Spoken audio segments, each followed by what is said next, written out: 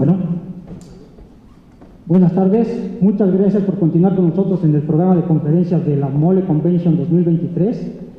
Y pues seguimos con nuestro siguiente panel, que trata un tema interesante ahora que es época de sobreexposición de cine de figuras superheroicas, ¿no? Y es precisamente para hablar sobre si el cine de superhéroes sigue siendo trascendente. Y para eso tenemos aquí al panel de Go, el Monitor Geek. Vamos a recibirlos con un aplauso, por favor.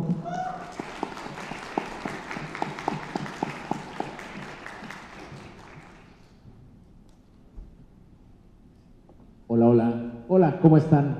Primero que nada, muchísimas gracias por estar aquí. Hoy vamos a hablar acerca del cine de superhéroes y nos lo vamos a tomar muy, pero muy en serio. Pero les quiero contar que afortunadamente en esta ocasión no estoy yo solo, porque está conmigo el equipo del podcast de GoDam, para el cual pido un fuerte aplauso. Aquí tenemos a Beca Salas, a Drusco, a Clara Badela. Entonces, muchas gracias por acompañarme aquí, por acompañarnos a todos. Vamos con la primera diapositiva porque tenemos mucha información que dar. Bueno, vamos con la segunda diapositiva, por eso es. Hoy en día es como muy difícil para nosotros imaginarnos el cine sin películas de superhéroes. O sea, todos los años tenemos varias películas, ya sea de Marvel, ya sea de DC. Por ejemplo, acaba de salir Shazam, hace poquito estuvo Quantumania. Pero resulta que no siempre fue así. O sea, sí hubo una época en la cual uno tenía que esperar varios años para poder ver una película de superhéroes. Y resulta que era Batman y Robin. Entonces, no siempre fue así. Pero dos películas que ayudaron a cambiar este panorama fueron, si podemos poner, gracias, es que es mi apuntador. Fueron la película de Superman de Richard Donner y la película de Batman de Tim Burton.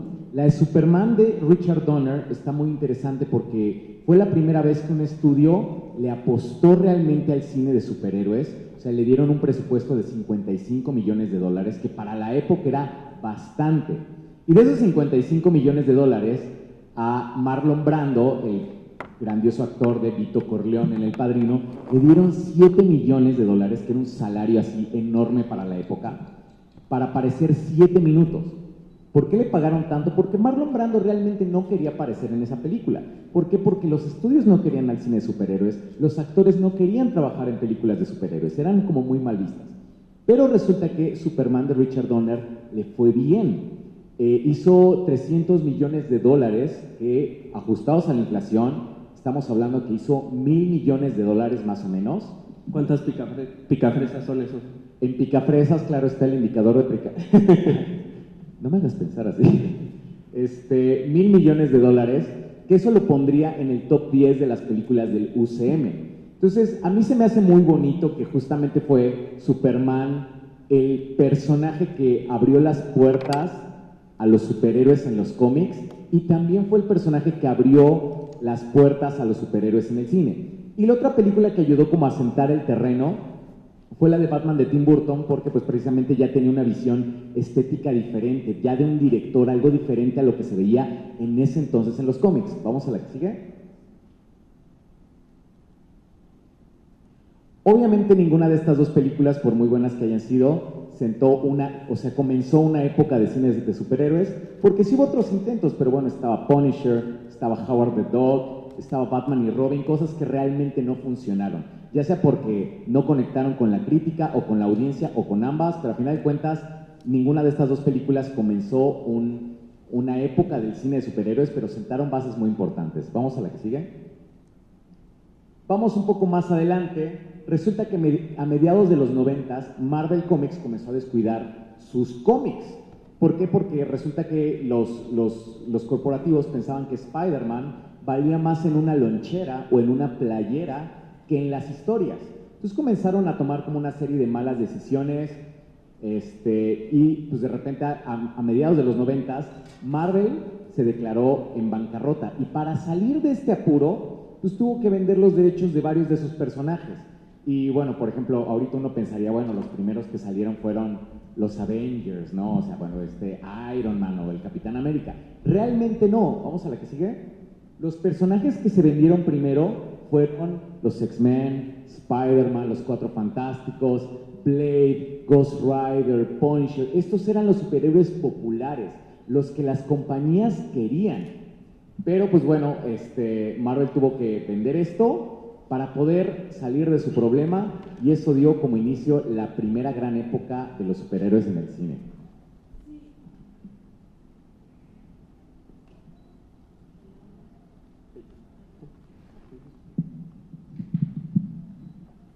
Hola, ahí está.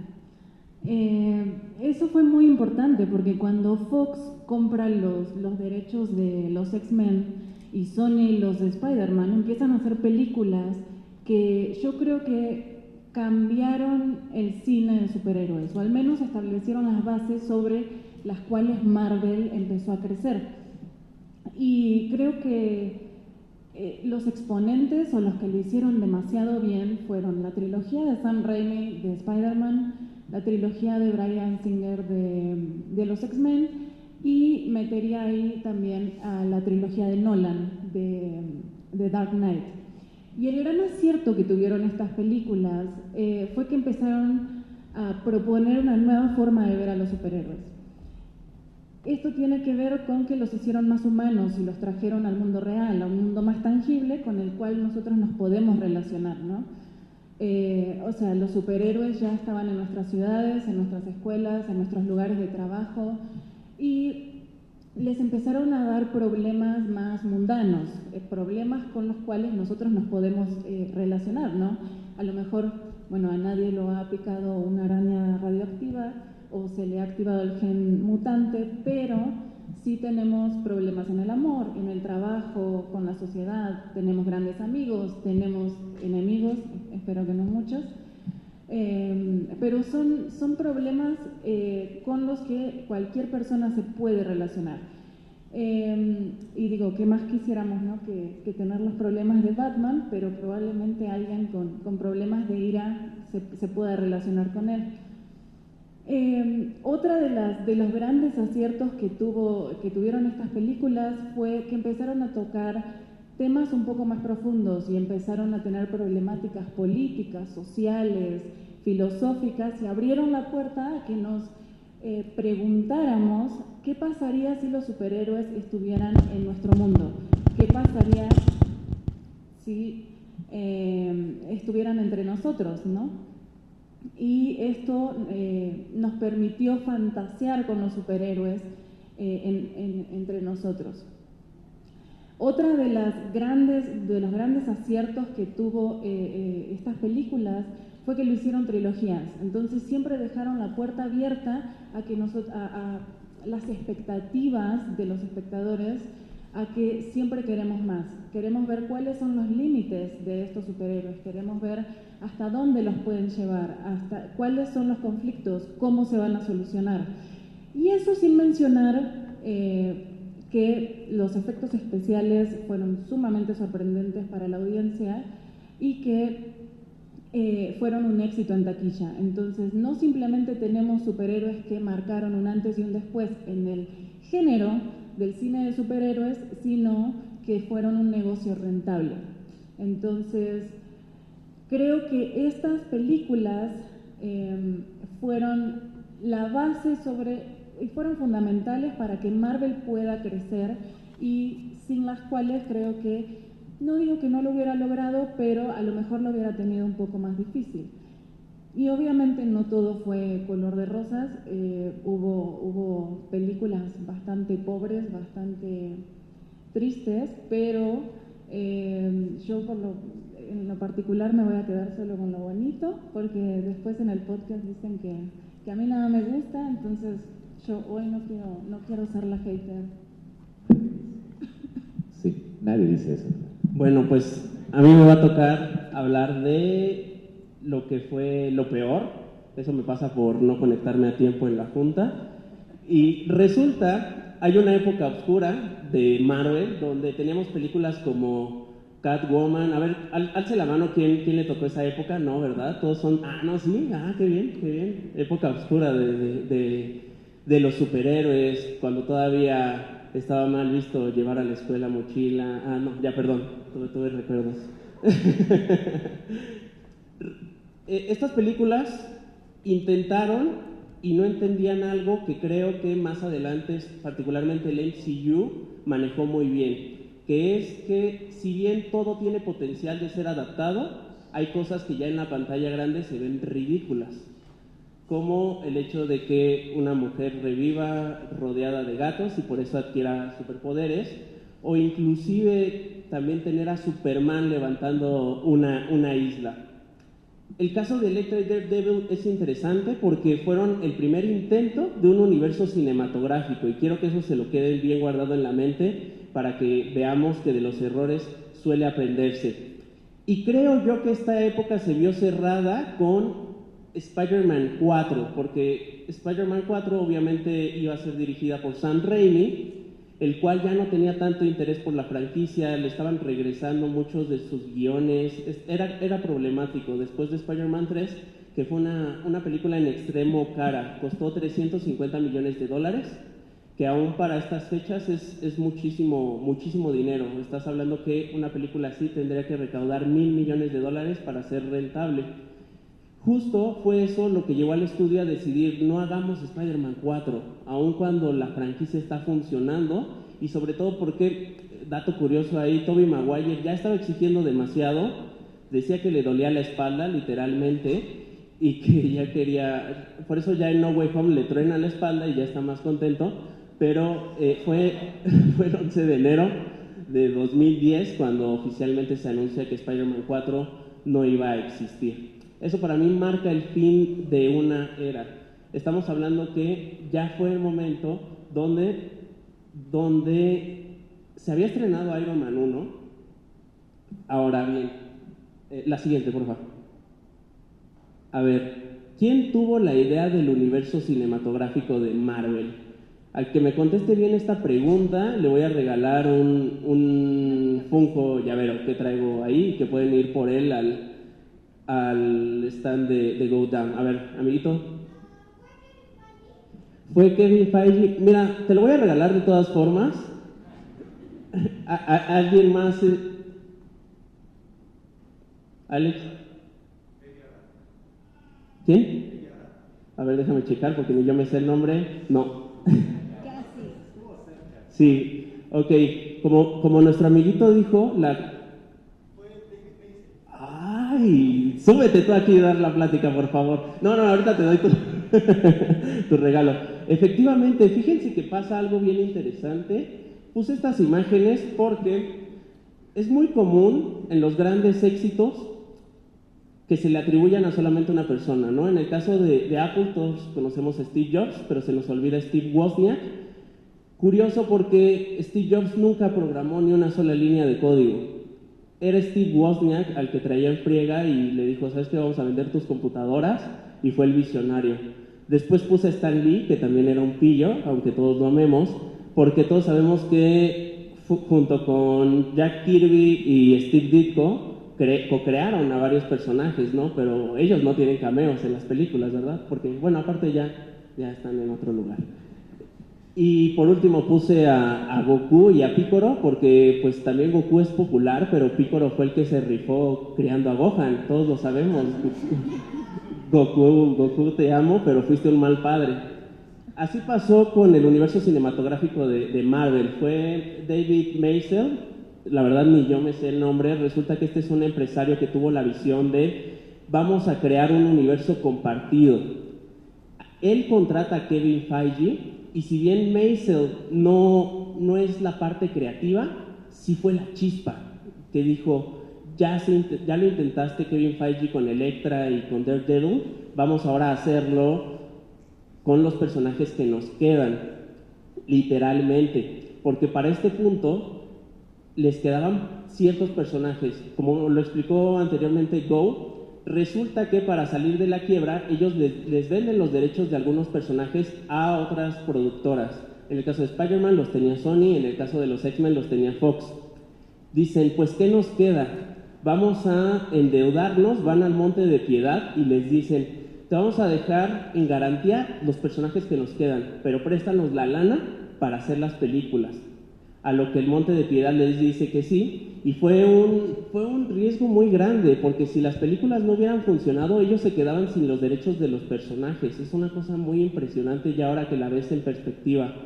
Ni siquiera eran los personajes más populares, Iron Man, el Capitán América, y lo consiguen, evidentemente. Contra todo pronóstico, curiosamente, la prensa, y seamos honestos, a algunos de nosotros les parecía absurdo y tonto que tomaran a los personajes menos populares para hacer un universo cinematográfico. Inclusive hay artículos de esa época donde se burlan de lo que van a hacer.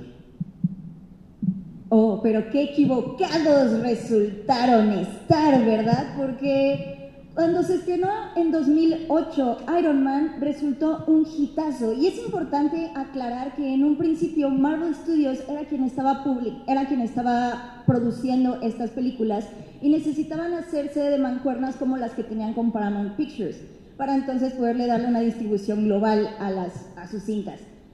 Fue entonces cuando Kevin Feige, ya desde la primera película de Iron Man, comenzó a cimentar el universo cinematográfico, pero como decía, como ha dicho, realmente nunca hubo una ancla que les dijera que podían hacerlo, sino hasta que Iron Man 1 recaudó más de $585 millones contra un presupuesto de 180. Fue entonces donde el universo cinematográfico de Marvel realmente empezó a cimentarse, pero no solamente en su construcción del universo, sino también en su relación con la audiencia. Y es que la creación de estas pequeñas escenas postcréditos le permitía hacer películas que fueran como las de Iron Man 1, que te impresionaba por el personaje, porque Robert Downey Jr. de repente aparecía en la escena y era no solo una personificación casi perfecta del Iron Man de los cómics, sino que también conectaba muy bien con las audiencias. Oye, Beca, y hay quienes dicen que esa escena postcréditos de Samuel L. Jackson apareciendo, que según fue improvisada y que no tenía nada planeado. ¿Tú les crees eso? Yo no les creo nada. Claro que no. Pero es de esas bonitas historias y esas bonitas anécdotas que dicen que el universo de Marvel realmente fue una apuesta que poco a poco fue consolidándose y construyéndose hasta convertirse en el gran monstruo gigante hollywoodesco capitalista que es. Porque realmente estas escenas postcréditos eran promesas de un universo que jamás se había visto hecho en el cine, no de esa manera al menos. Podías tener una película de un superhéroe y era una historia de origen parecida a las que tenías con los X-Men o con Spider-Man, pero de repente aparecía Samuel L. Jackson y le decía a Iron Man, ¿has escuchado de la iniciativa Avengers? Decía, motherfucker. ¡Ay! Decía, oh, hay serpientes en el avión. Pero también de repente aparecía el mazo de Thor, o de repente también aparecía el escudo del Capitán América congelado. Eso fue poco a poco lo que no solamente fue creciendo el hype y el amor por estas películas, sino que a la audiencia le enseñó a comportarse de cierta manera en el cine, porque ¿cuántos de nosotros ya nos quedamos hasta que terminan todos los créditos de cualquier película? Exacto. ¿Cómo te llamas? Igual que Patricio, yo también, no importa si es la película de Tar que dura 3 horas 11 minutos, ahí estoy yo viendo todos los subtítulos y todos los créditos hasta que diga que Tar regresará en Avengers Kang Dynasty o algo así.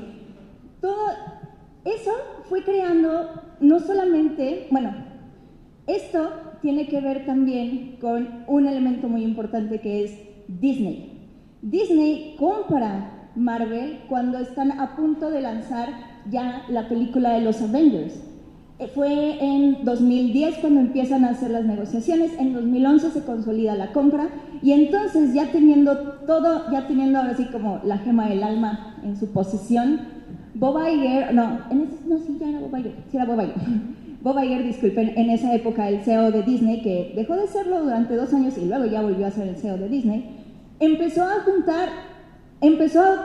hacer un gran conglomerado que hizo que mientras Marvel se manejara de una manera completamente independiente, Disney proveía todo el financiamiento y la producción y la distribución de sus películas. Y si podemos irnos a la siguiente diapositiva, el hecho de que Disney comprara Marvel le dio le dio las oportunidades de que ya no tuvieran estas barreras de copyright. Entonces, por primera vez en la historia se estaban haciendo películas con base en los cómics hechas por personas que leían los cómics y que estaban involucrados también en la producción de estas publicaciones. Entonces, con la importancia también y la mente en la mercancía, fueron consolidando cada vez más el MCU como esta gran marca en el mundo del cine y más allá de los cómics. Esto se lo puede... Oigan, un pequeño dato curioso. Esa imagen es para promocionar los 75 años de Marvel. ¿Qué notan de raro en esa imagen? O sea, son los 75 años de la compañía de Marvel. ¿Quién me dice qué notan de raro? Ok, Ant-Man está de color azul. Ese es un buen dato. ¿Qué otro? ¿A quién no ven? No hay X-Men, no hay Cuatro Fantásticos. O sea, es la celebración 75 de Marvel. Y no hay mutantes y no hay Cuatro Fantásticos. Aquí también fue una época en la cual las películas comenzaron a afectar lo que sucedía en los cómics. Entonces, como pues vaya, Disney pues tenía ciertos personajes y otros no, pues también comenzaron a afectar. Y de hecho, ya ahorita en What If, la siguiente temporada, se va a presentar la primera superheroína hecha completamente para el MCU, que ya no viene de los cómics de Marvel. Y que es una superheroína, pero... Así es, se empieza a hacer esta simbiosis que es sumamente importante para la construcción del universo del MCU y también para los cómics. Aunque, si nos podemos ir a la siguiente diapositiva, por favor. El MCU no se desarrolló sin sus problemas y el gran villano de la historia de Kevin Feige es este señor que se llama Ike Perlmutter. Y sí es un gran villano porque fue el CEO de Marvel durante mucho tiempo, ahorita ya solo está como... Sí sigue siendo CEO, pero ya nada más tiene como el título, ya realmente sus poderes han sido muy limitados porque Kevin Feige amenazó con retirarse y renunciar si Ike Perlmutter seguía teniendo como tanta fuerza dentro de Marvel. Y es que este señor durante décadas estuvo obstaculizando el desarrollo de otras películas como Capitana Marvel y Black Panther, cosas que resultaron también ser grandes éxitos en taquilla y que aparte, al menos Wakanda Forever, lo estamos viendo con Wakanda Forever, Black Panther resultó ser uno de los personajes que más ha permeado en la historia moderna de los superhéroes. Este hombre tuvo problemas con Feige, con James Gunn, con Jeff Loeb. La verdad es que es a pesar de que estuvo presente en el inicio del universo cinematográfico de Marvel, podemos decir que el universo cinematográfico de Marvel venció y tuvo éxito a pesar de este señor. Pero si nos vamos a la siguiente diapositiva, podemos ver que realmente es una de las franquicias, o es la franquicia más rentable en la historia de Hollywood. ¿Quién sabe cuántas? Quedamos que nada más íbamos a poner dibujos, nada de gráficos. Quedamos que no íbamos a poner gráficos, lo siento. Pero es rápida. Porque, ¿quién sabe cuántas películas ha lanzado el MCU a la fecha? ¿Alguien quiere apostar? ¿Quién da más? ¿Quién da menos? ¿No? Casi, sí. De hecho, han sido 31 películas las que ha lanzado y ha recaudado más de 28,000 millones de dólares. Ustedes dos abran su podcast, ustedes dos también. Ah, ¿sí? ¿Cómo se llama? Marvelitas. Nice. Sí, son 100 pesos. No, es que bueno, es que se notaba porque tenía el dato a la mano. Sí, la verdad es que sí. Pero, entonces, realmente han sido, y contando, realmente ha sido de las mejores, realmente ha sido la franquicia más redituable, más rentable y más coherente y cohesionada que hemos tenido en la historia de Hollywood. Sabemos muy bien que el DCU ha intentado imitar un poco el formato con resultados variables. También Universal ha intentado hacerlo con otras cosas que no tienen que ver con superhéroes, como el Monsterverse, con resultados muy variables, tirándole a grandes fracasos como La momia de Tom Cruise. Pero lo más interesante es que película tras película, aparentemente, o al menos hasta que llegó Avengers Endgame, marcaba un hito tanto en la taquilla hollywoodense como en la historia de los blockbusters de Marvel. Y entonces ahí fue cuando Warner Brothers dijo, bueno, si el UCM está haciendo tanto dinero, si Disney ya está haciendo tanto dinero con todas estas películas, ¿por qué no lo hacemos también nosotros? O sea, ellos tienen superhéroes, nosotros tenemos superhéroes. Ellos tienen a Iron Man y al Capitán América y a Thor. Bueno, nosotros tenemos a Superman, a Batman, a Wonder Woman. ¿Qué podría salir mal? Y pues bueno, resulta que DC comenzó, bueno, Warner Brothers comenzó lo que se llama el universo extendido DC, que era como la respuesta al UCM. Al principio se le ofrecieron a Christopher Nolan para que él dirigiera, para que él fuera como el Kevin Feige de este universo. Después de todo, ¿a quién de aquí le encantó la trilogía de Dark Knight de Nolan? Levante la mano. Todavía no. Entonces se lo dieron a él porque realmente era una persona que ya tenía su fanbase y todo, pero Christopher Nolan ya no quería trabajar tanto ya no quería trabajar muchos otros años en el cine de superhéroes. Ya había dado mucho de su vida como a Batman, entonces no quería pasar por todo esto. Dijo, bueno, miren, tengo este conocido que se llama Zack Snyder, ya hizo una película que se llama 300, ya hizo una película que se llama Watchmen, le gustan los cómics, ¿por qué no le dan el trabajo a él?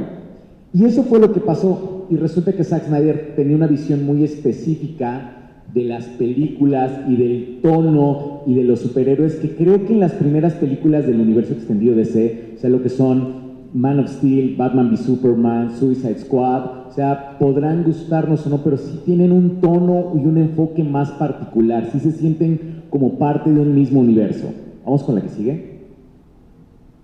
El problema fue que realmente esto no era lo que Warner quería.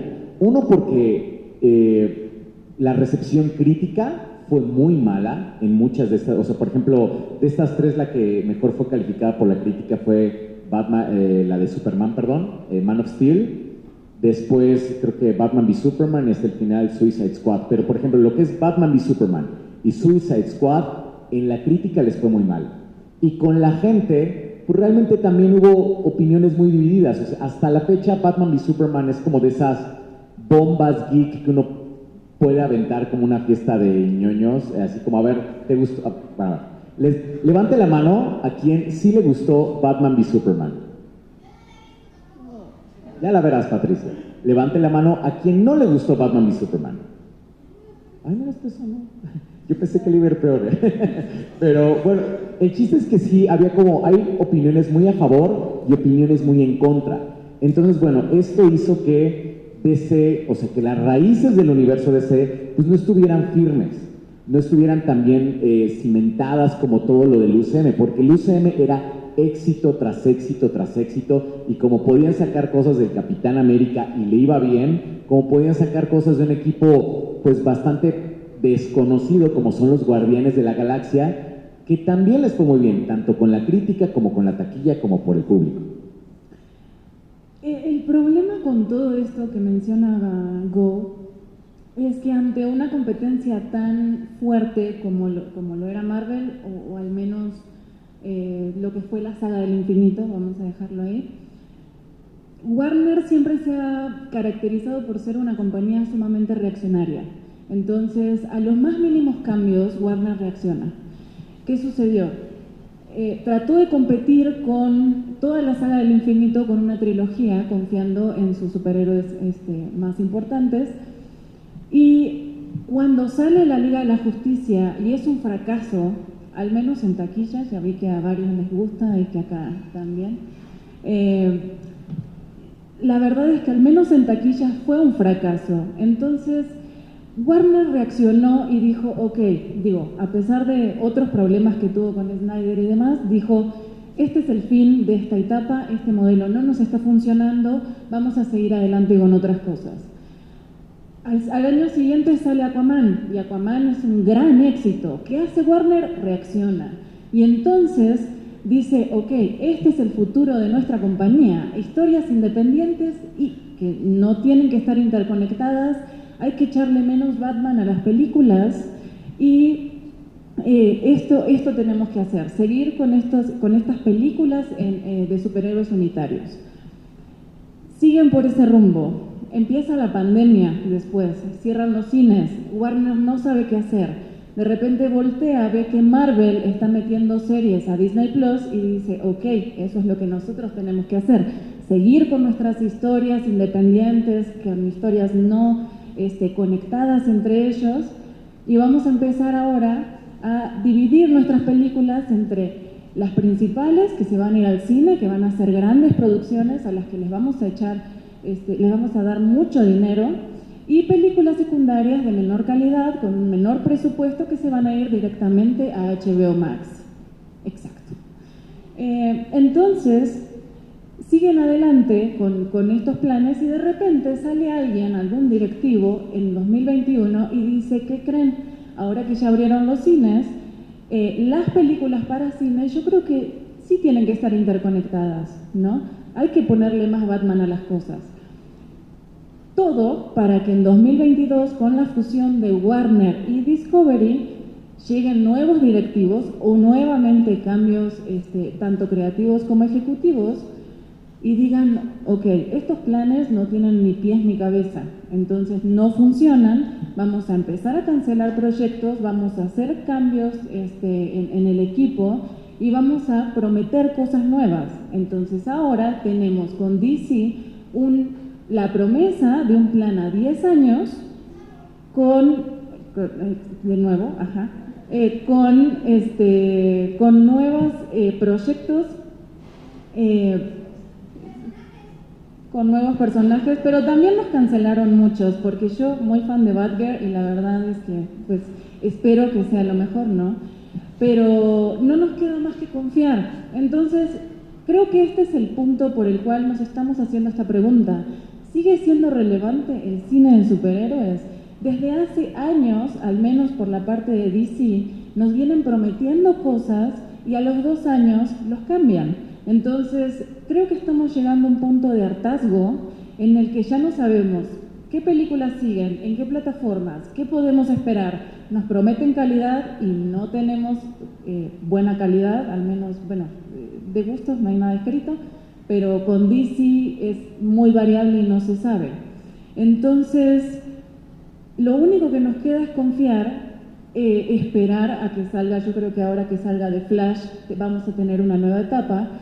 Esperemos que sí hagan lo que prometen, que de verdad le den el tiempo que prometieron, que cumplan y que no salga algún directivo de DC Films sección 8, cubículo 20, a decir, ok, sí, Ezra Miller es el futuro, para que a los 15 minutos James Gunn salga a decir, no, ¿qué crees? El café que me estaba tomando con él era para darle las gracias, como le hicieron al pobre Henry Cavill. No quiero hablar de eso. Los problemas que tiene Warner, la verdad es que son muy mediáticos, porque son muy grandes. O sea, la gran debacle que tuvo Black Adam, si podemos irnos a la siguiente diapositiva. No, perdón, es que no la estaba viendo desde acá. Si podemos ir, bueno, pero no es única de DC. O sea, lo que tuvimos con Black Adam fue algo histórico, porque jamás se había dado el tema de un gran actor como lo fue Henry Cavill regresando a uno de sus personajes no solo más controversiales, sino también más queridos, para que después le dijera a James Gunn que realmente no iba a formar parte del nuevo DCU. Pero eso no... A pesar de que también la cancelación de Batgirl en HBO Max para ahorrarse temas de impuestos y aranceles parece ser algo muy caótico por parte de Warner, Marvel también lo está viviendo. Al tratar de unirse o al tratar de llegar al mercado del streaming con Disney Plus, se dieron cuenta que una de las maneras en las que debe competir en ese mercado es con contenido, y necesitan invertir grandes cantidades de dinero en un montón de series que no necesariamente iban a ser rentables. Entonces, de repente, el año pasado nosotros lo vimos, empezó con WandaVision y siguió con con Falcon and the Winter Soldier y luego con Hawkeye. Pero a pesar de que estas series parecía que iban a tener algo de importancia o que iban a ser un hilo conductor del MCU, cada vez han tenido resultados y calidad muchísimo más variable. O podemos discutir, creo que durante horas y horas, si Miss Marvel es una buena serie o no, o si She-Hulk es una buena serie o no. Ya no es la aclamación y ya no es el éxito innegable al que Marvel estaba acostumbrado en 2019. Y eso se ha visto un poco también reflejado en el cine. Aquí vemos a MODOK, pero en realidad desde Love and Thunder, a pesar de que Marvel ha tenido resultados consistentes en taquilla, porque la cuarta película de Thor recaudó $700 millones, Multiverse of Madness recaudó 800, Ant-Man 3 ahí va, más o menos está en los $300 millones. Podemos decir que no son fracasos como tales. Sí, pero rápidamente nada más que no termina de ser rentable porque como las películas son tan caras, cuestan $200 millones aproximadamente. De ahí más o menos le invierten otros 100 en publicidad. Entonces son $300 millones. Las películas necesitan hacer más o menos 600 porque los cines se quedan con un gran porcentaje de las entradas. Entonces si hacen 400 como Ant-Man, pues no está tan chido. Y también está el tema de que cada vez hay más grupos de artistas de efectos especiales que se están quejando de las largas jornadas, de lo pesado que es trabajar en Marvel, porque al estar ahora produciendo en paralelo tantas películas y tantas series, la carga de trabajo ha aumentado, pero los salarios y las condiciones laborales no han mejorado tampoco.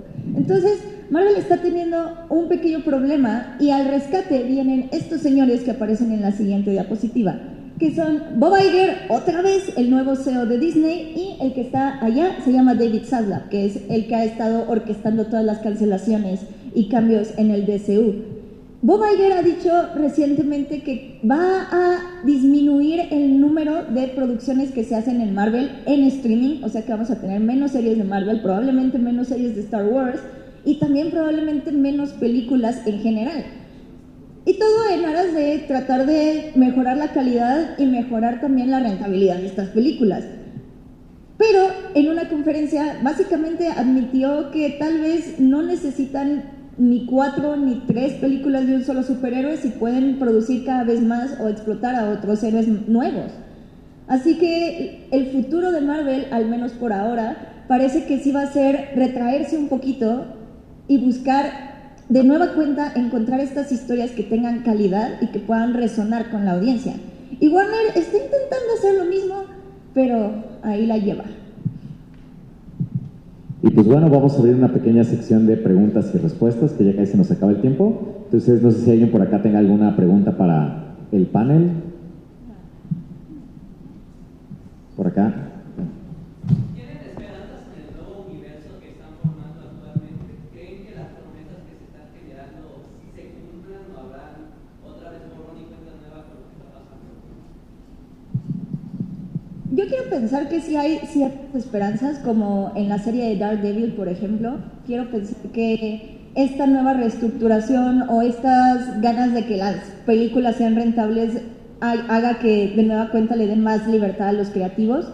Me interesa lo que va a hacer James Gunn. Apenas se va a estrenar Shazam 2, pero creo que es una buena propuesta, es una propuesta interesante y es una propuesta que está regresando como la aventura al género de superhéroes. Entonces, creo que cada vez nos preguntamos esto, pero también tenemos mucha diversidad y hay mucha producción. Entonces, algo debe estar funcionando, algo debe funcionar.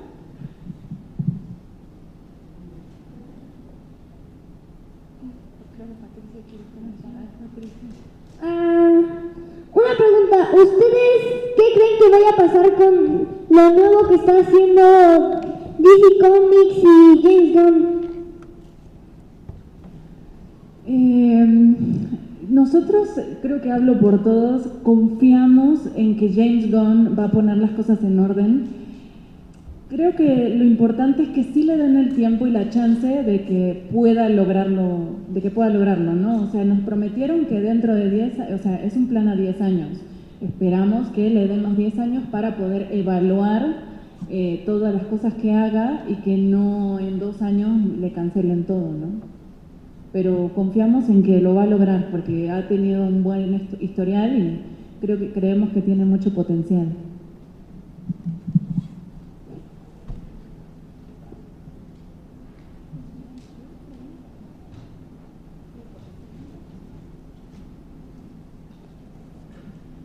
Bueno, la pregunta es, a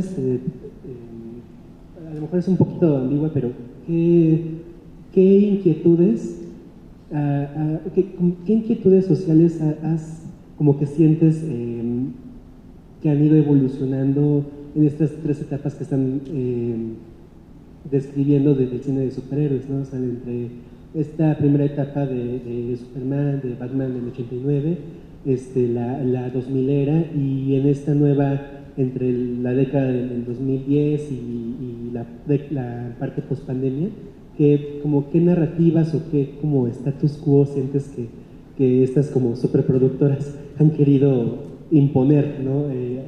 en esas películas? Ya, mira, creo que el cine de superhéroes realmente no tiene tanto esta narrativa. O sea, por ejemplo, después del 11 de septiembre sí hubo, por ejemplo, películas como por ejemplo la trilogía de The Dark Knight, que ciertamente sí nos hablaban acerca de qué tanta seguridad qué tanta libertad estás dispuesto a ceder a cambio de seguridad. O sea, hay cositas así. Pero yo creo que más que nada el cine de superhéroes lo que hace es que agarra pedacitos de los cómics y va creando como su propia narrativa. Creo que los cómics son los que realmente reflejan estos problemas sociales como de acuerdo con la época, que así como la edad de oro de los cómics, la edad de plata, creo que eso se ve como más en los cómics. El cine creo que apenas está como retomando algunas de esas historias, y como se regresan como, no sé, por ejemplo, a adaptar cosas como Civil War, pues de repente regresan a tomar un discurso de hace 20 años, ¿no? Pero a final de cuentas, o sea, sí lo intentan adaptar, pero a final de cuentas sí es una historia que se hizo como hace 20 años. Entonces, creo que lo plantearía más en los cómics, y en los cómics seguramente va a haber cosas relacionadas como con la pandemia o las inteligencias artificiales que seguramente en los próximos 5 o 10 años vamos a ver reflejados en las historias. Oye, rápidamente me gustó el ejemplo que diste, porque creo que Joker es de esos villanos que se adapta a la época y a las amenazas, como el de Jack Nicholson, un gángster, que es algo que amenazaba en esa época, posteriormente un terrorista, y el de Jared Leto, pues, bueno, no sé, un influencer, no sé qué era, no sé qué intentar. Y el de Joaquín Phoenix, ¿no? O sea, que realmente se me hizo muy interesante que él no cayó en una piscina de químicos, sino simplemente fue pateado por la sociedad hasta que se volvió loco. Entonces sí, me gusta eso, ¿no? Solo para complementar como lo que están diciendo Drusco y Go, también lo podemos ver en Marvel, que Thor ha pasado de ser un niño consentido a ya volverse un papá súper responsable, e incluso Doctor Strange está ya rumbo a un camino de ser y convertirse en un guía. Entonces creo que la evolución por ahí va en los personajes. Bueno, muchísimas gracias. Nada más un aplauso para acá también para el equipo de Michikai que nos estuvo grabando. Un aplauso para el crew que nos echó la mano. Muchísimas gracias. Muchas gracias al equipo de Godan. Y pues ellos están esperándolos en el Media Alley, ¿no? En el stand 14. Vamos a estar en el stand 1408. Por ahí vamos a estar un ratito por quien quiera bajar, platicar, sacarse una foto. Los 4 vamos a estar, hoy un ratito el día de hoy. Yo voy a estar los 3 días. Entonces, pues bueno, para que pasen a saludar. Muchísimas gracias. Los invitamos a quedarse con nosotros en lo que es el programa de conferencias de la Mole Convention 2023. Gracias.